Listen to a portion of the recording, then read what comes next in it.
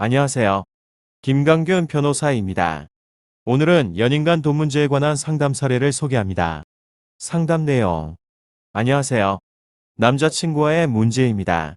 제가 경제적으로 어려워서 빚을 져야 하는 상황이 왔습니다. 처음에는 남친이 월급 받으면 도와주겠다 했으나 건축 일용직이다 보니 돈을 제때 못 받고 해서 큰 도움을 못 주다 보니 일단 네가 빚을 지면 거기서 이자를 2달에 한 번씩 주겠다고 해서 저는 알아봐서 저축은행에서 500 정도 대출을 받았습니다.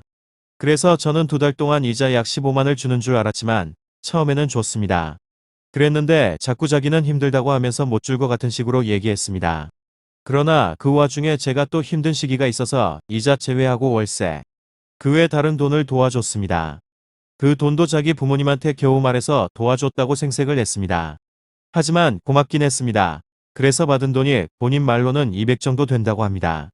그러나 제가 평소에 데이트 비용을 80% 내면서 빚까지 져가면서 낸 경우도 있고 그런 상황을 알면서도 저한테 데이트 비용 내게 하면서 얻어먹은 경우가 많았습니다. 근데 데이트 비용은 제가 주어서 쓴 것도 있어서 상관은 없는데 항상 자기도 돈을 썼다는 식으로 너무 생색낸 게 너무 힘들었습니다. 말이 이상한 쪽으로 흘렀는데요. 아무튼 자기가 200 저한테 월세랑 도와준 거를 이자 2달에 한 번씩 준 거에서 제외를 한다고 합니다. 근데 제외를 한다고 해도 저한테 도와줘야 하는 건 이자는 더 큰 금액이고 본인 말로는 헤어져도 도와주겠다. 끝까지 5년 갚아야 하는데 도와주겠다고 항상 말을 해왔습니다. 그런데 갑자기 자기는 충분히 200 이상 도와줬고 더 이상 도와줄 필요와 의무가 없다는 식으로 경찰서 가려면 가자. 그런 식으로 저한테 굉장히 큰 빚을 안겨줬습니다.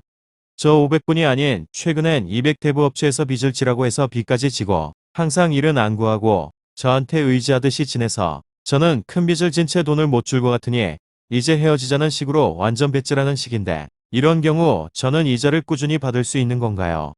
아니면 진짜 받을 수 있는 의무가 없어지는 건가요? 답변. 연인 간의 금전 문제는 대여로 볼 수 있는지가 문제됩니다. 연인 간 증여하는 경우도 많기 때문이죠.